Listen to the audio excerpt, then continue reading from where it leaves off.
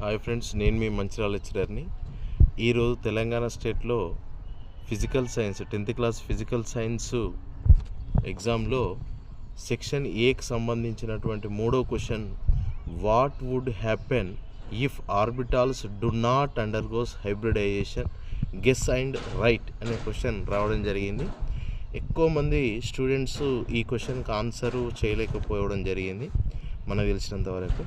జనరల్గా దీనికి ఏమని రాయాలంటే, వీక్ బాండ్స్ రాసిన, లోవర్ స్టెబిలిటీ రాసిన, లిమిటెడ్ బాండింగ్ కెపాసిటీ రాసిన, non equivalent bonds, restricted molecular geometries, ఇందులో ఏది రాసినా కానీ కరెక్ట్ మార్క్స్ ఇవ్వడం జరుగుతుంది జనరల్గా. అయితే ఎందుకు హైబ్రిడైజేషన్లో పార్టిసిపేట్ చేయలేదు అనే దాని మీద క్వశ్చన్ రావడం జరిగింది.